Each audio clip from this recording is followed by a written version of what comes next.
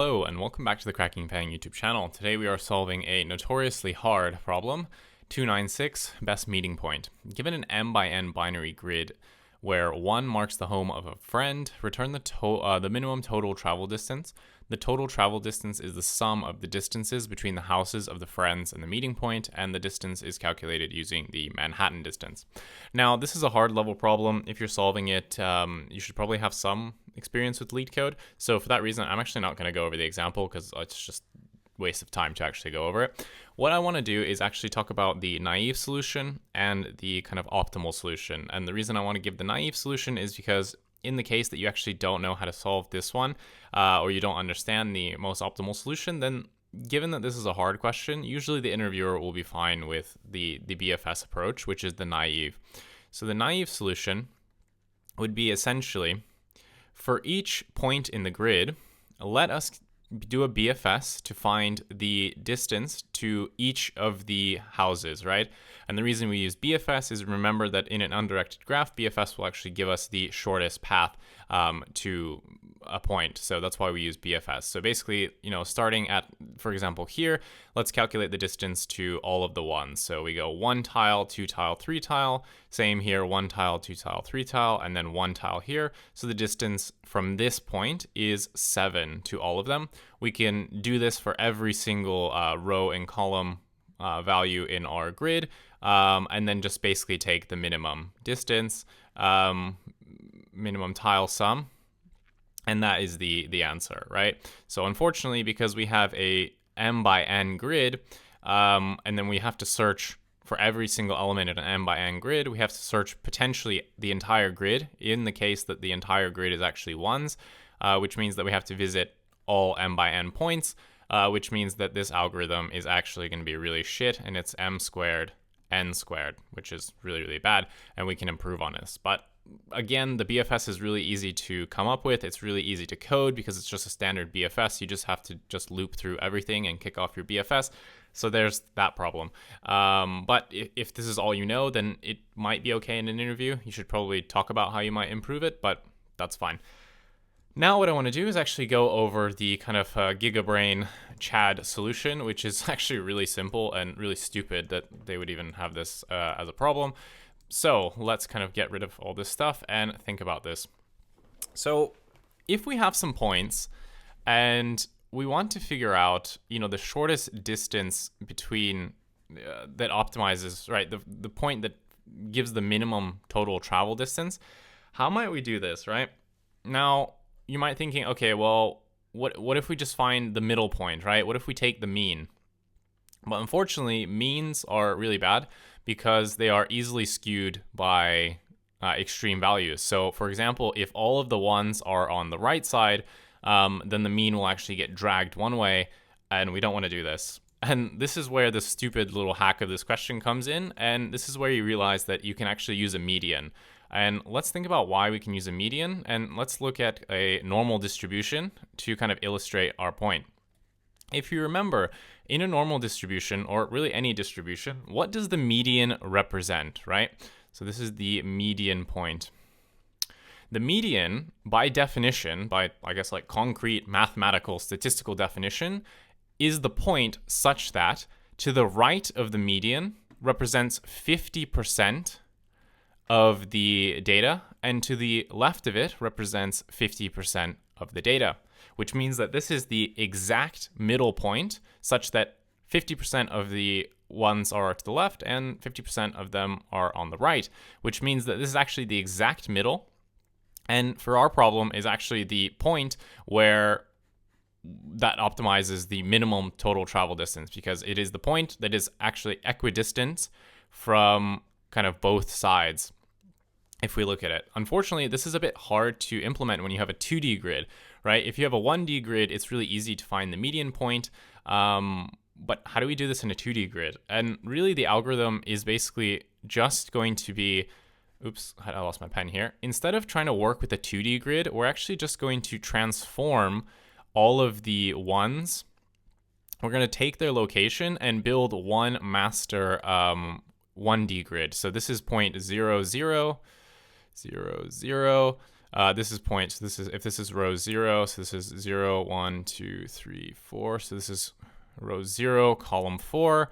And basically we just populate this. So it is this row 2, column 2, right? So what we can do is we can calculate this. These are all of our points. So what we want to do is actually find the middle point here, which is really simple because it's literally just the kind of middle point of our values here. And then once we have the median, which is the coordinates of the median, all we have to do is actually calculate the Manhattan distance from that median point of these values, and then basically just find what the minimum is here, right? So we'll basically just minimize that value, and that's really all you have to do. Pretty straightforward. Again, the intuition here is that basically, again, the median is that point which represents 50% of all data points to one side, and then 50% to the other side. Again, this is a bit tricky to kind of think about when you have a 2D grid, which is why we transform it into a 1D grid. And then we can basically just solve it easier by finding the midpoint of, this new transformed grid. We only care about the ones here, and then we can just basically find the point that is in the middle. So let's now go to the code editor and see how we'll type this up. This sounds like really hand wavy and really hand like magic, but once we go into the code editor, I'll walk you through line by line, and you'll see that actually it's really simple, and hopefully you should be able to understand this problem now. Okay, that's enough rambling. Let's go to the editor. Okay, we are in the code editor. Let's type this up. The first thing I want to do is actually just define some variables to help me out here with the actual processing. So I'm going to say that m and n are going to represent the length of the grid, and n is going to represent the length of the grid 0. So basically this just gives me the number of rows and the number of columns. Now I also need some variables to keep track of kind of my work here. So I'm going to say the rows is going to be an empty list, the columns is going to be an empty list, and my the points with a 1 are going to be, so like the houses is going to be a empty list. And the reason that I need to store the rows and the columns is that, remember what we talked about with the medians, right? When we have the values and we basically want to find what's kind of like the middle point here. And this will only work if obviously the values are sorted, right? If we have, they need to be in the exact order that they would come in. Otherwise it falls apart, because then you'll have things out of order. They need to be literally in the order for the column, and same thing for the row. We can't have them jumbled up, because then actually their true position is not where it would be. So we need to process our grid here to actually put everything in the right order, and we'll see how we do this in a second, but we do need to keep track of the rows and the columns. Okay, so what we're going to do is, why is my caps lock on? Okay, we're going to say for I in range m. So basically, we're going to go through all of the rows, and we're also going to say for j in range of n. So basically, we're going to go through all of the rows, all the columns, and we're going to say if the current point is a house, so if grid of I in j, remember if it equals to 1, it's a house, then we're going to say that houses, the append, and we're going to put the position of the house, I in j. Now remember that we actually need to store the position in the row where this house happens, so that way we can calculate what is the midpoint of all of the column values, and then also for all the row values. And the reason that when we did it in the example earlier, we didn't have to do this because it was a 1D array. When we have a 2D array, we basically have to find the midpoint over the grid. We can't just do it in our single kind of array, because it's a grid. We need to find it across the rows and the columns. So that's why we need to keep track of all the points where there's a house in the rows, and then that will help us find the midpoint. So we're going to add to rows, we're going to append the position of our row, which remember is I. Okay, now unfortunately, we can't just add j to columns as we go here, because obviously we're looping through the rows first and then the columns. So we're not guaranteed to have that strict ordering of the rows if we were to add j now. So we actually need to do a second loop through the array, but actually switch the orders. Instead of processing row by row, column by column, we're actually going to go column by column, row by row, and that will actually give us the columns in the order that we need in order to find the midpoint within the 2D grid. So we're going to say for j in range, so we're going to switch it this time in range n, so we iterate over the columns first. We're going to say for I in range of m, we're going to say again, if the grid of I comma j equals to 1, we're going to say columns.append j. So now we've found the the columns, and they are also in sorted order as you would go through in the columns.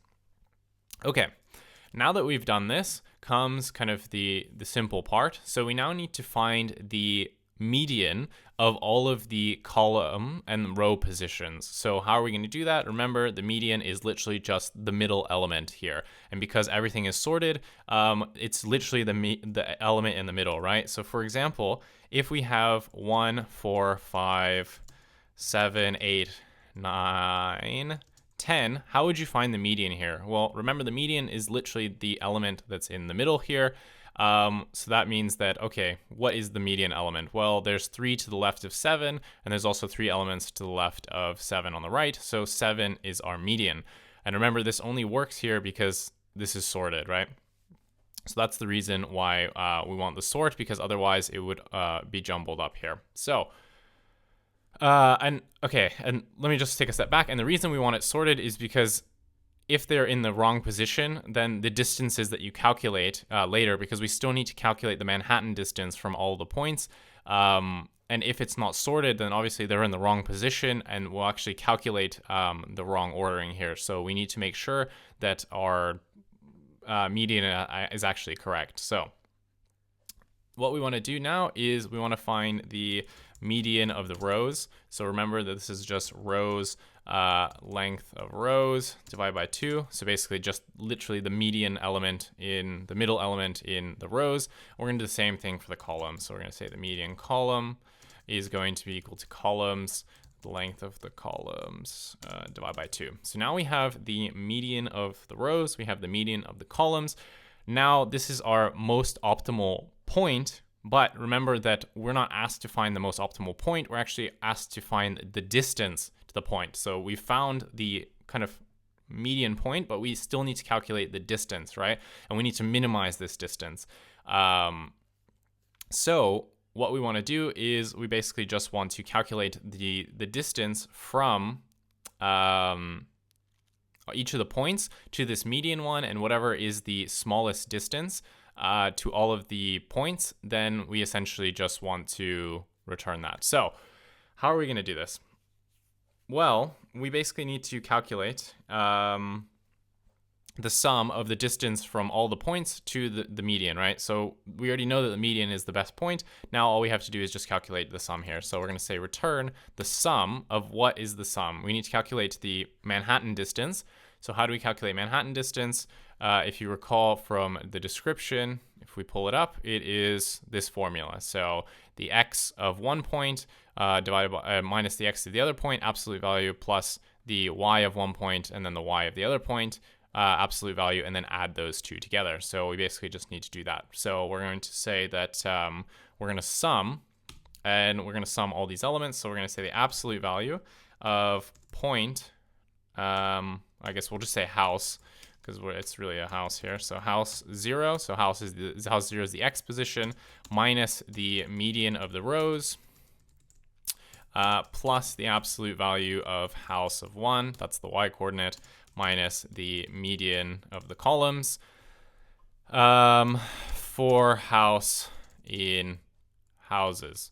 So basically this will calculate the distance from each of the houses to our kind of best meeting point, and then we just add together all of those sums, and we're done, because we just want to find what that maximum point is. So Okay, that should be it. Hopefully this is fine. Looks like it's accepted, and let's submit it, and we're good. Accepted. So let's hide that, and let's talk about the time and space complexity here. So what do we do here? Here we have one full pass through the array, right? So that is going to be what? This operation is big O of m times n, because we have to pass through the entire grid once. We do the exact same thing again. So this is also going to be big O of mn. So that was this part. Then to calculate the median, this is just literally taking the value of an index, taking some value out of a list. So that is big O of 1 time. Same with this is big O of 1 time. And then to do this, we have to basically pass through all of the houses and houses. In the worst case, this is going to be big O of n times n again, because in the case that you have every single point in the grid actually being a house, then you're going to have to process every single house again. So this is big O of n times n. But as you can see, none of these are nested. So this is just big O of n times n plus big O of n times n plus big O of n times n. So asymptotically, we have something that's like 3 times big O of m times n, but we know that this really just equals big O of n times n because we can ignore these constants. So that is the time complexity, n times n. As you can see, we basically brought it down by a factor of n times n, because the brute force was m squared times n squared, and now it's just m times n. So we've definitely improved there. Space complexity wise, again, in the worst case, the entire grid will actually be ones, which means that we basically have to restore all of the points in houses, rows, and columns. And this is just going to be big O of n times n, because that's the total number of points there are in the grid. And if we have to store them all again in our houses array, then we're basically just copying the grid. It's just in a bit of a different format. So that is your time complexity, space complexity. They're both the same, n times n. Hopefully this problem clarified things. Again, this is one where if you know the brute force, it's probably fine, just because it's actually quite tricky to come up with it. And, it's not the end of the world if you need to do that. It's still good to know the solution. And it really is predicated on understanding how medians work and how, well, if you think about it in a 1D grid, the median is literally the point where the distances, there's an equal amount to the left and to the right, and then that's how we basically were able to kind of extend it into this case, and then find the median point, and then basically just calculate the distance from each one. That is where it will actually be minimized. Anyway, definitely a weird one. This is one where if you've seen it before, you'll be able to come up with a solution and kind of walk through it without not really having any issues. Most likely, you're not going to come up with this one on your own. BFS, yes, you can definitely come up with that one on your own. This median crap, no way. I don't know why they asked this question. It's really bad. Anyway, if you enjoyed the video, please leave a like and a comment. If you want to help me grow, leave a subscription to the channel. Otherwise, thank you so much for watching. This problem has absolutely blown up my brain. See you in the next one. Bye.